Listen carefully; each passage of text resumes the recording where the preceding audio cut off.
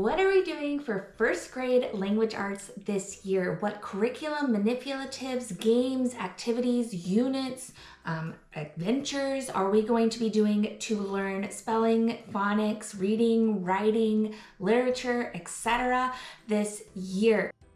I'm going to dive into a variety of different things that we will be using this year, but if you would like a deep dive on any of these specifics, be sure to let me know down in the comments and I'll try to prioritize those first. But we will be diving into each individual type of curriculum, each manipulative, each extra type of way of learning, so that we can have a little bit more time to talk about those in individual videos. So be sure you're subscribed and you can check out the growing playlist at the end of this video.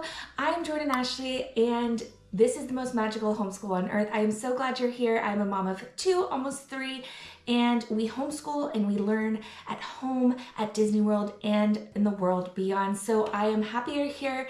I would love to help you thrive in your home, in your family, and in your homeschool. So without further ado, let's get started. We are going to be kind of sandwiching in our main core curriculum with some of the fun stuff surrounding it for this video, so that we'll do a little bit of fun. We'll do the heavy hitters, and then we'll do a little bit more fun. Here we go. Our first thing that we will be doing this year for first grade language arts is book parties and literature. So all of our read alouds. So we do a ton of read alouds, whether we are reading them in our home, we're reading them as a co-op, and we are going to be doing a lot of book parties.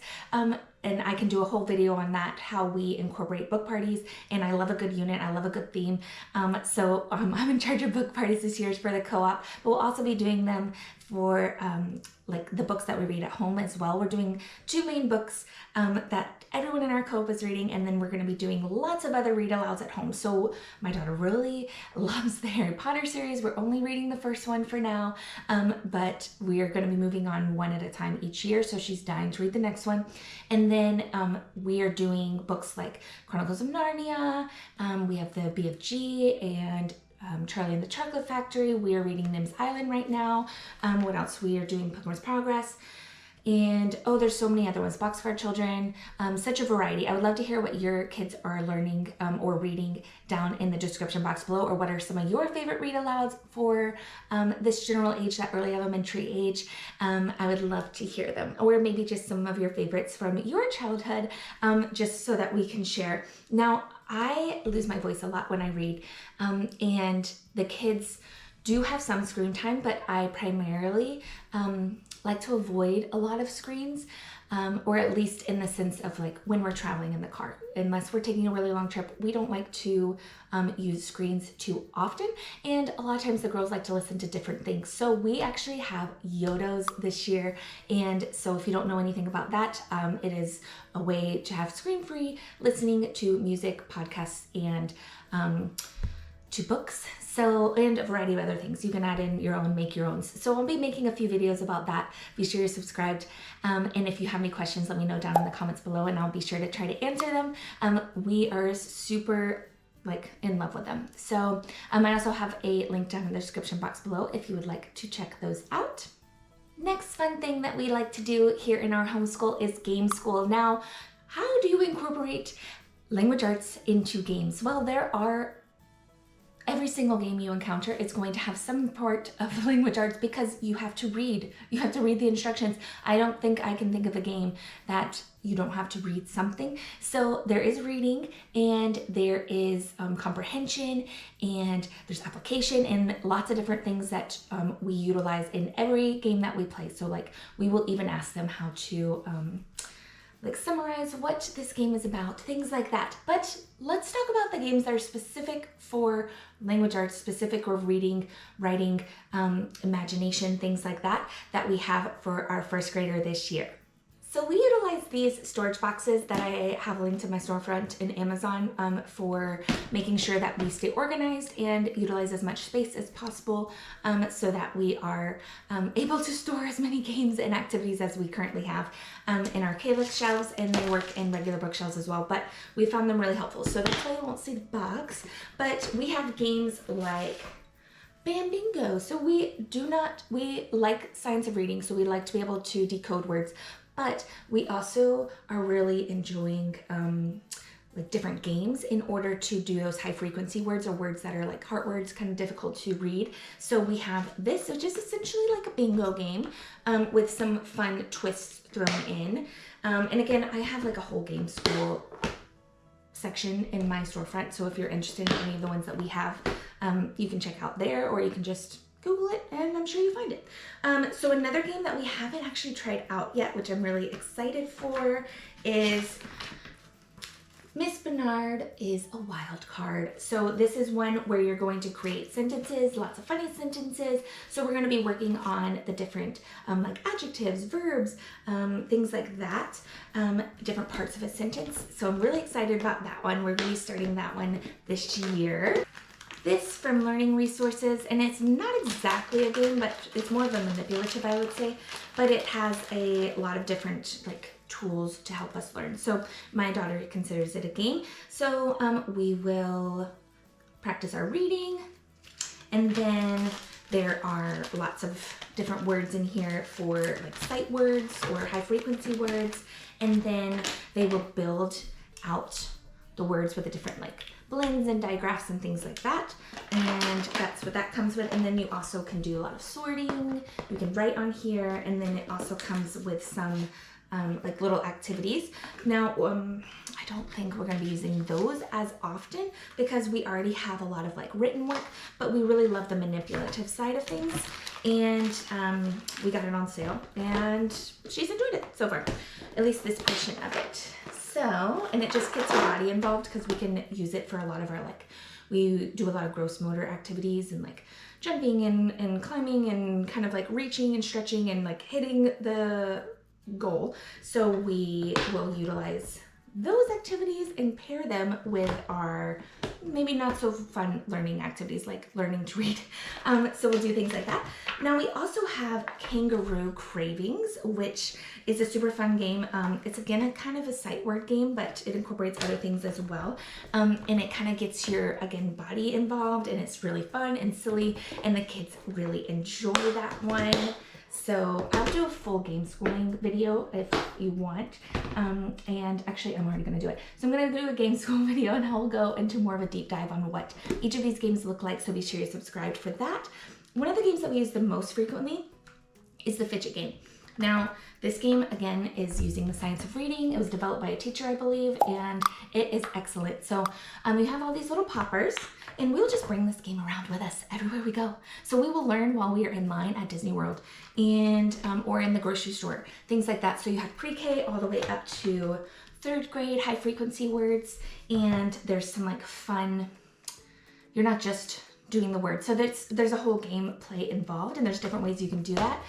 My friend and I went to do a homeschool day like at one of the Disney resorts the other day, and she had a great idea. We just like hid them all throughout the playground that they have at the resort, and some of the kids that were on vacation were like, why are these kids doing school, like running around doing this? But they also looked like they wanted to join in and have fun too. So it was really fun to see that.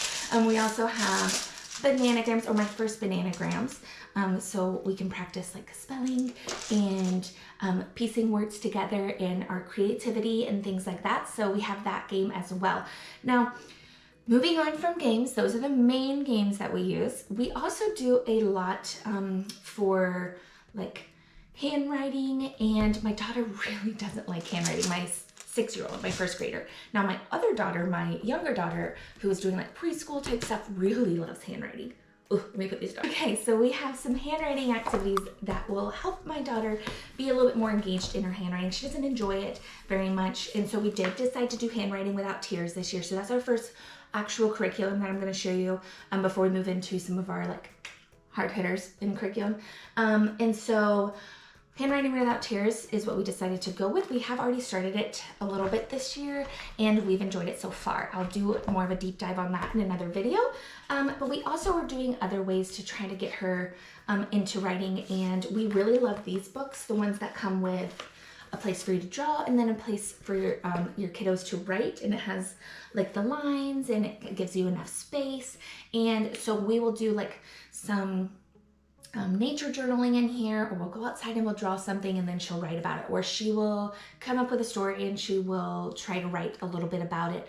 I will help her with the spelling, so she doesn't have to think about that while she's doing the handwriting, because it's hard for her to pair both of the, just like it's a natural hard to pair learning two different concepts at one time. So as long as she's only focusing on either the spelling or the storytelling or the handwriting, sentence structure, focusing on one piece at a time really is helpful. So she does different focuses each day, depending on what she wants to write about. And so we've really enjoyed these, but another version of that is this paper, which we will take with us on like our Disney days or days that we are out and about, with a clipboard. And so she will draw a picture for a princess or a character and then write a little letter for them. And this is what we use when we're writing letters, because we do mail Mondays. So that's another thing to help with handwriting, trying to keep her as invested as possible, make it more fun, you know? And so we've really enjoyed those. Now let's move on to reading. So for reading, my daughter's likes reading, but as anyone, when they're learning something, sometimes gets a little frustrated. So we are doing our major curriculum to help us with our phonics and reading comprehension, and we do have readers for those. So I will show you those next after this, but I'm going to show you our fun readers. These are some of our fun readers. These are specifically the ones that we will bring to the Disney parks with us when we go. So we will have them in our bag and we'll take them out when we're having a picnic on the hub grass and having homeschool on the hub, or while we're waiting for the parade or in line for one of the rides.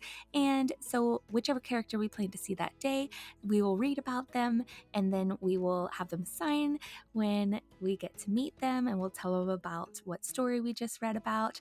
And so they really love that.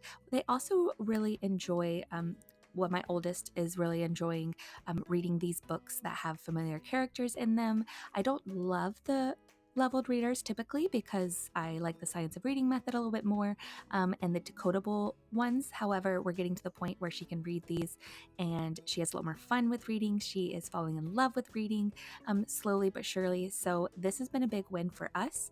And we will also use a variety of other ones. This is just a small selection of what we have. We are definitely a library at home kind of family. And so we also have some that are about phonics. We have some that are about the units that we're doing, whether we're learning about certain country around the world or we're doing other specific units, like the ones that I make that are inspired by Disney movies. We will read about those in level that she can read in. She loves her Wildcat books, because she got to go meet the Kratt brothers and they signed one of the books. So those are one of her favorites. And then we also will bring a lot of our science book to Animal Kingdom when we go to Animal Kingdom, and we will learn about the animal that we are seeing in person, and then we will read about it, and she finds so much more joy reading that way. Now this is our heavy hitter. This is the Abeka curriculum that we are doing this year. We ended up getting the teacher's manual, the spelling and poetry, fun with pets, and a few other readers, as well as the language seat work and the letters and sounds seat work. And I go through everything. I do a complete flip through why we got the curriculum and a lot more details about this curriculum, because it's a pretty hefty one. It's one that's been around for a long time, but I have a video coming out in the next couple of days, so be sure you're subscribed. And if you are watching this later, then you can check it out in the first grade playlist. I'll go through it in much greater detail, all about why and everything you need to know. Different day, sorry. You know how it is when your kiddos wake up. That means it is time to get into the day. So if you're a working homeschool mom, then you understand. We use these when we're out and about just to reinforce some of those like high frequency words and more tricky words that we can't really fully understand why the phonics is the way it is.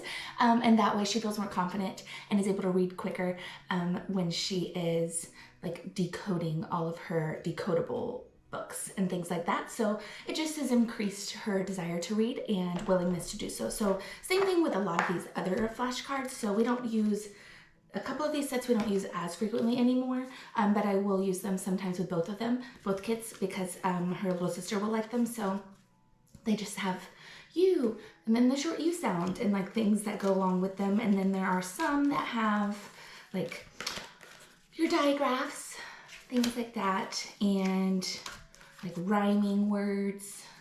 So we'll just use those from time to time. And then we have like a Go Fish game with letters, and they will use those. And then this is the same set, so it's another set. And then we have word families and digraphs and blends, and that's what all of these are. And we like those. She loves those actually. She likes seeing the different patterns. But the things that we started off with, I actually have like a free printable down below if you would like to use these. Is we just started off, I just made her some letters and then I laminated them, and then I did it for the numbers too, and we'll still use these. I hole punch them so that I can just put them on a ring when we are out and about. And again, we'll do these while we're in lines. And then if we're at home, this is how we first started practicing our letters and writing them. So she would use a dry erase marker on the laminated sheet. And so that has been really cool to see her little sister do it now. And she still does it just for funsies. And then another fun thing that we like to do is, like I said, we do a lot of reading in the parks. So whether we are reading around town or we are reading things that, oh, you want to go get one of these desserts? Read them and tell me which one you want. You know, just make it a little more interesting, a little more fun. And then we do 5 in a row as a supplement, like on the side, kind of fun thing. This is the older version, but has most of the same things in there. Just a couple small changes were made. Let me know if you want to flip through that or to see how we utilize it, since we don't technically do it the way that it was intended. And then we have one more thing that we like to include in our literature or our language arts portion, and that is our writing. So she's pretty young. We don't have her do any like long compositions or things like that. And if she feels the desire to write, we do. We already talked about handwriting, but this is more of like when you were coming up with a story and you were writing, like creative writing. So at her age, since she's focusing on handwriting, she's focusing on like grammar, she's focusing on spelling, she's focusing on how to read. We kind of separate these out, like I said. So for writing, I like to do a lot of dictation. So we play a few games. This is one of our favorites. And she will tell me a story. And anytime she tells me a story, if she just comes to me while they're pretend playing, I will do my best to write it down, just so that she can see, like, that's what we do, that's the process, and that's what it's like. And then sometimes we will encourage her to write some of her own little stories, as long as she is enjoying it, then we will continue to do that. Now, that is in a nutshell, that's actually a pretty long nutshell, what we do for first grade language arts. Now, if you would like to see a more in-depth view of what each of these different portions of the language arts curriculum look like, or different extracurricular parts that we throw in look like, let me know what you want to see first down in the description box below. But there will be playlists, and it is ever growing, so you can check it out here. And of course, subscribe, hit that notification bell so you don't miss out on a video. But I would love to have you in our community here, where we can connect and get to know each other and encourage each other on a closer, deeper level, so that we can thrive in our homes and in our homeschools. So until then, I will see you real soon, pal.